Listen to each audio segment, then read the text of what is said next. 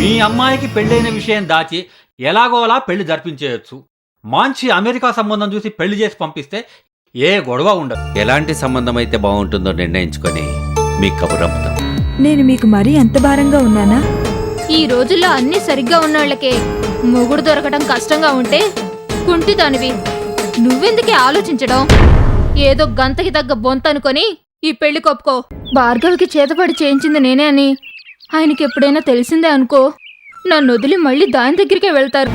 ముందు భార్గవికి ఇంకో పెళ్లి చేసేయాలి. ఎవరినో ఒకరిని చూసి దానికి తొందరగా పెళ్లి చేసే మమ్మీ, నాకు ఈ టెన్షన్ ఉండదు. నేను అదే పనిలో ఉన్నానే.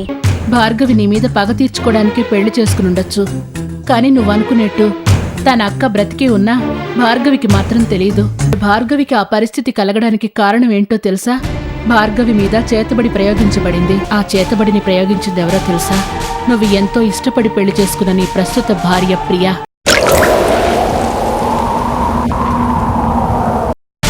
ఆ చేతబడిని ప్రయోగించింది ఎవరో తెలుసా?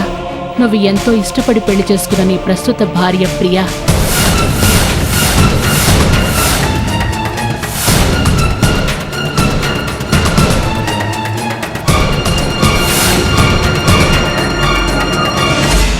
నిన్ను ఎలాగైనా పెళ్లి చేసుకోవాలని, భార్గవిని నీ చేతులతోనే బయటికి పంపించేలా చేయడానికి ప్రియ ఇదంతా చేయించింది.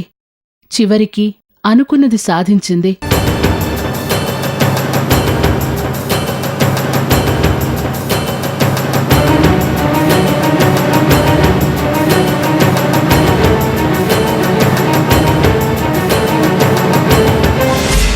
ఈ విషయాలన్నీ ముందే చెప్పొచ్చుగా, ఇప్పుడెందుకు చెప్తోంది మా వదిన? మా ఆవిడంటే గిట్టక చెప్తోందేమో అనుకోవచ్చు, కానీ ఇన్నాళ్లు చెప్పకపోవడం వెనక నా స్వార్థం కూడా ఉంది సూర్య. భార్గవిని నువ్వు వదిలేస్తే నా చెల్లెల్ని పెళ్లి చేసుకుంటావేమోనన్న ఆశతో నేను నోరు మూసుకుని కూర్చున్నాను. కానీ నేనెంత తప్పు చేశానో ప్రియని నువ్వు పెళ్లి చేసుకున్నాక కానీ అర్థం కాలేదు. భార్గవికి ఎంత అన్యాయం జరిగిందో తర్వాత అర్థమైంది. ఇప్పుడు నీ జీవితం అన్యాయం కాకూడదని ఇవన్నీ చెప్తున్నాను. చివరిగా ఒక్క విషయం, ఏ పాపం తెలియని భార్గవిని మాత్రం అన్యాయం చెయ్యొద్దు సూర్య.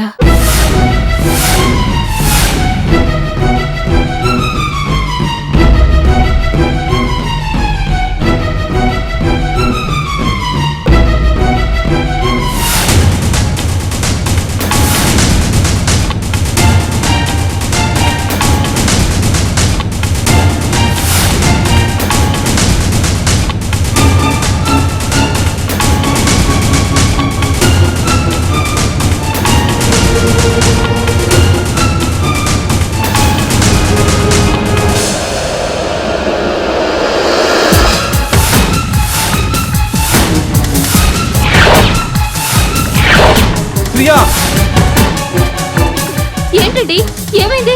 ఎందుకలా కేకలు పెడుతున్నారు?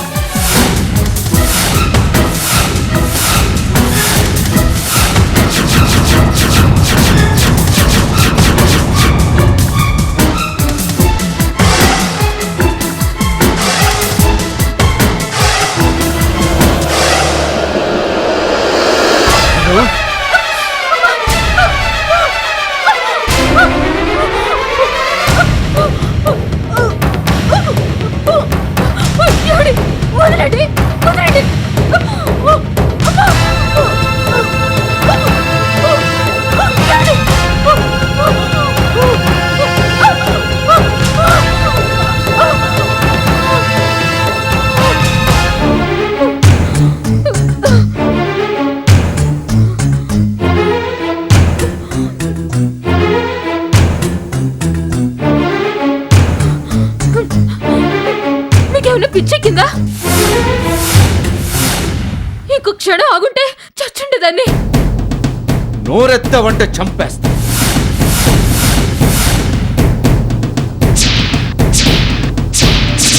నువ్వు అసలు మనిషివేనా? భార్గవి నీకేం అన్యాయం చేసినా ఇంత ద్రోహానికి పాల్పడ్డా?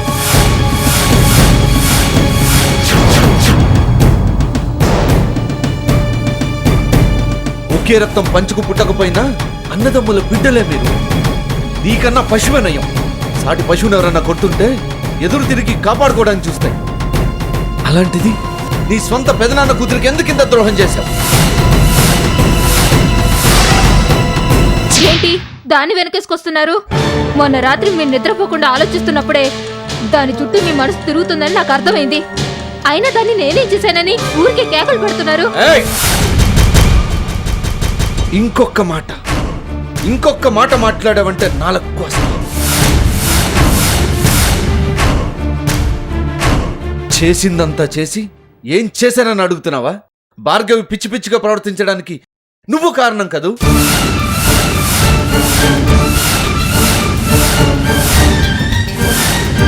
భార్గవి మీద చేతబడి చేయించింది నువ్వు కదూ.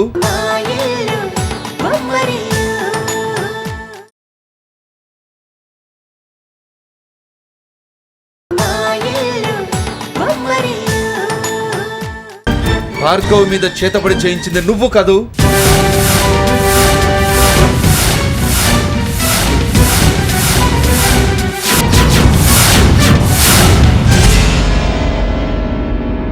ఏం మాట్లాడుతున్నారు మీరు? నేనేంటి భార్గవి చేతబడి చేయించడం ఏంటి? నేనంటే గిట్టని వాళ్ళెవరో మీకు బాగా నూరిపోసినట్టున్నారు. అబద్ధాలాడావంటే అడ్డంగా నరికేస్తాను.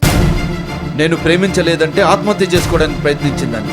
నేను భార్గవిని పెళ్లి చేసుకున్న తర్వాత నువ్వు మారావని చెప్పినప్పుడే నిన్ను అనుమానించి ఉండాల్సింది.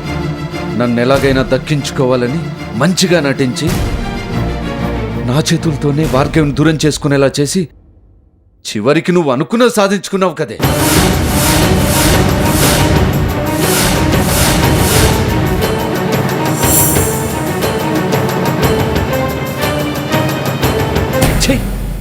ఇన్నాళ్ళు నీలాంటి ఆడదాంతో కాపురం చేసినందుకు నా మీద నాకే అసహ్యం వేస్తుంది. నీ మూలంగా అమాయకురాలైన భార్గవి జీవితం నాశనం కావడానికి నేను కూడా కారణమయ్యాను కదా. ఇప్పుడు బాధపడి ప్రయోజనం ఏముందన్నయ్యా? భార్గవి వదిన కావాలని నాటకం ఆడలేదు, ఎవరో ఏదో చేశారన్నయ్యా అని నేను ముందు నుంచి నీకు చెప్తూనే ఉన్నాను. ఒక్కరోజు కూడా నువ్వు నా మాట వినలేదు. ఒక్కసారైనా నువ్వు ఆలోచించుంటే ఈరోజు భార్గవి వదిన జీవితం అన్యాయం అయిపోయి ఉండేది కాదన్నయ్యా.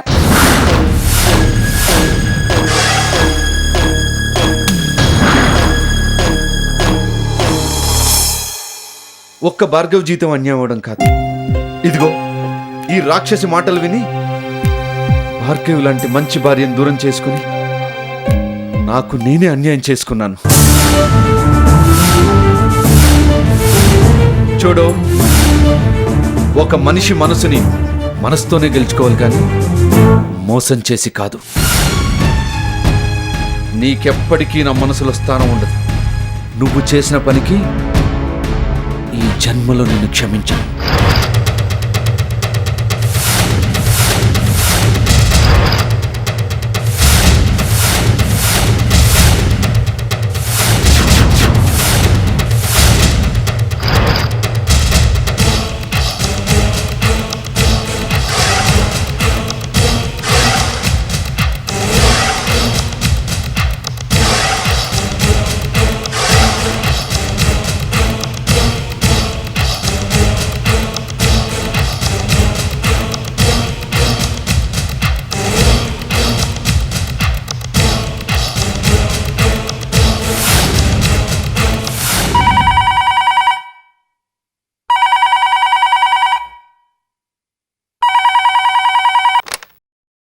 హలో మమ్మీ,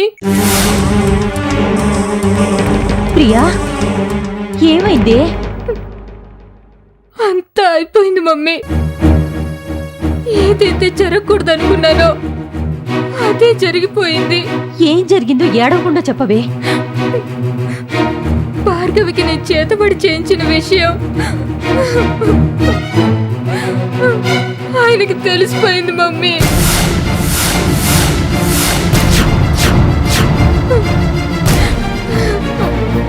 మీ ఆయనకి ఎలా తెలిసింది? భార్గవ్ గాని చెప్పిందా? మళ్ళీ మీ ఇద్దరి మధ్యలోకి రానని చెప్పింది.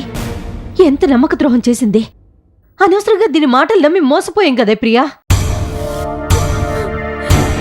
ఇది భార్గవి పని కాదు మమ్మీ. నా తోటి కోడలు కాంచన లేదు, అది చేసిన పని మమ్మీ.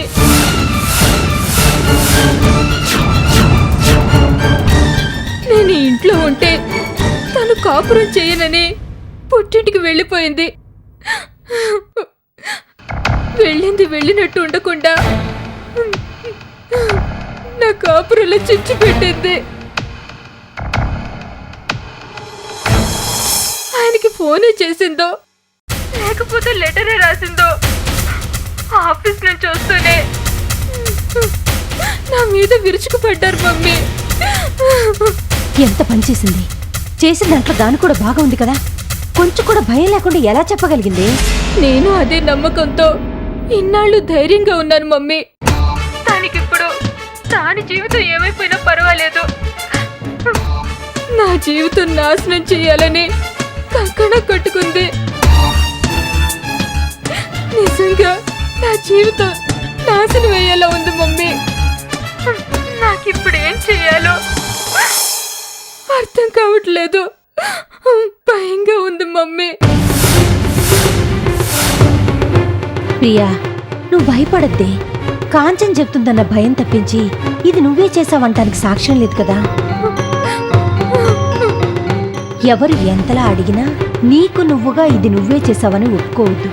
కాంచని తన చెల్లెల్ని చేసుకోకుండా నిన్ను చేసుకున్నాడన్న కోపంతో అబండాలు వేస్తుందని చెప్పు.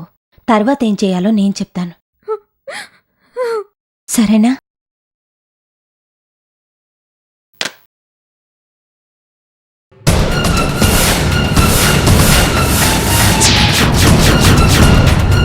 నీ కూతురు చేసిన తప్పుకి శిక్ష పడకుండా ఎలా కాపాడాలా అని ఆలోచిస్తున్నావా?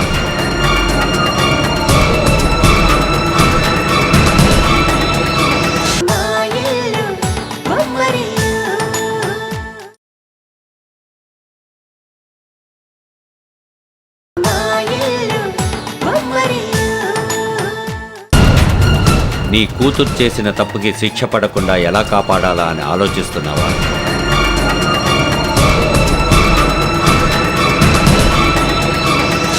ఎంత ప్రయత్నించినా చేసిన తప్పుకి శిక్ష పడకుండా కాపాడలేవు. అయినా నీ కూతురు చేసింది చిన్న తప్పు కాదు, పెద్ద పాపం చేసింది. భార్గవి జీవితాన్నే నాశనం చేసింది. మనం చేసిన తప్పులు ఎప్పటికప్పుడు ఆ భగవంతుడు లెక్కలు రాస్తూనే ఉంటాడు. తప్పు చేసిన వాళ్ళెవరిని క్షమించడు. ఏంటండి, ప్రియ బాధపడుతుంటే మీకు అంత సంతోషమా? పిల్లలు అన్నాక ఏవో తప్పులు చేస్తారు, అంత మాత్రానికి వాళ్ళ దారిని వాళ్ళని వదిలేస్తావా?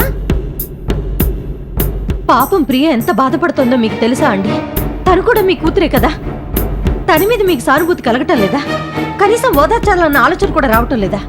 ఇప్పుడు ఓదార్చాల్సింది ప్రియని కాదు, భార్గవిని. అయినా అది తప్పు చేస్తున్నప్పుడే నువ్వు కన్న తల్లిగా తప్పని చెప్పుంటే ఈ రోజు ఇలా సానుభూతి చూపించాల్సిన అవసరం వచ్చుండేది కాదు.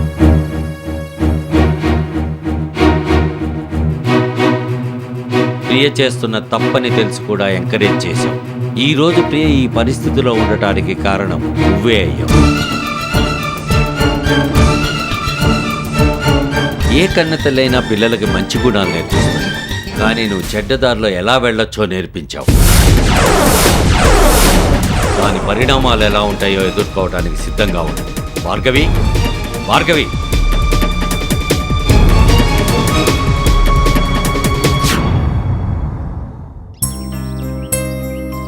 కావ్య, ఏదో మాట్లాడాలి రమ్మన్నావు, ఏమీ మాట్లాడకుండా వెళ్ళిపోతున్నావేంటి? ఎలా చెప్పాలో అర్థం కావట్లేదు వదినా. చెప్తే నువ్వు విని తట్టుకోగలవో లేదో అని భయంగా ఉంది. పర్వాలేదు, చెప్పు కావ్య. అమ్మ నాన్న లేరన్న నిజం కంటే బాధ పెట్టే నిజమైతే కాదుగా. చెప్పు కావ్య. ఇంతకాలం మనందరికీ తెలియని నిజం ఒకటి ఈరోజు అన్నయ్యకి తెలిసింది వదినా.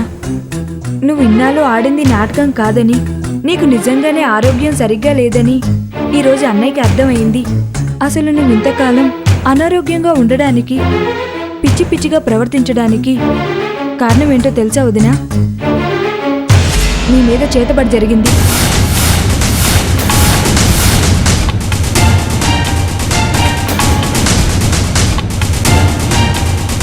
నీ మీద చేతబడి చేయించింది ఎవరో తెలుసా?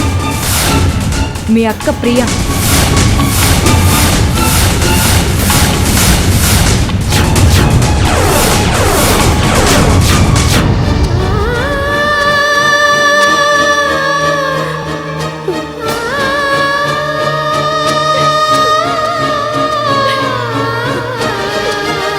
నువ్వు తనకి నీకేం అన్యాయం చేసావని వదిన? తను నీకింత ద్రోహం చేసింది ఎందుకు? నీకింత అన్యాయం చేసింది?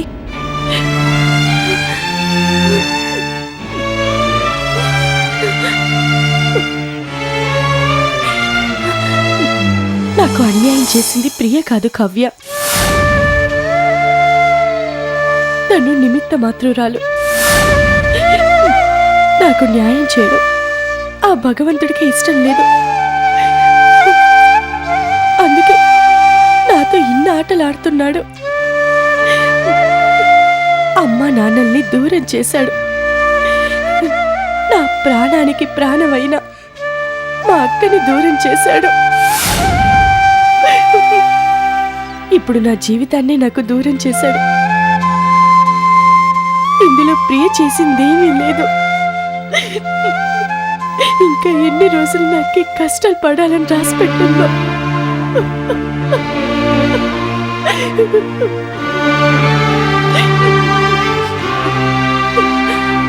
కవ్య, ఇంకో ముఖ్య విషయం. ఈ విషయం నాకు తెలిసినట్లు గాని, అసలు ఇదంతా జరిగినట్లు గాని ఎట్టి పరిస్థితుల్లోనూ హరి బావగారికి తెలియకూడదు. ఆయనకి తెలిస్తే ప్రియ అనవసరంగా ఇబ్బందుల్లో పడుతుంది. నువ్వు మరీ ఇంత మంచిదానివేంటి వదినా? తను నీకు చెడు చేస్తే తనకు నువ్వు మంచి చేయాలని చూస్తున్నావు.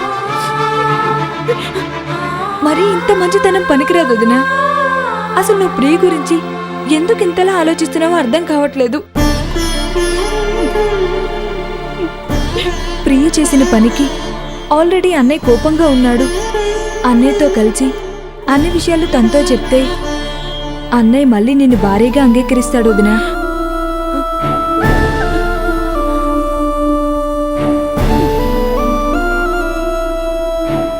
వద్దు కావ్య, నేను మళ్ళీ ఆ ఇంట్లో అడుగు పెడితే ప్రియ ఇంట్లోంచి బయటికి రావాల్సి ఉంటుంది. అదే జరిగితే ప్రియ చేసింది నేను చేసినట్లవుతుంది. కావ్య, నీ దృష్టిలో ప్రియ చేసింది తప్పైతే నేను చేసేది కూడా తప్పే అవుతుంది. తను మీ అన్నయ్యని మనస్ఫూర్తిగా ప్రేమించింది. మీ అన్నయ్యతోనే జీవితం గడపాలని ఎన్నో కలలు కంది. తననే సంతోషంగా ఉండని. ఒకరి సంతోషం దోచుకుంటే వచ్చే సంతోషం నాకు అక్కర్లేదు. అక్కర్లేదు.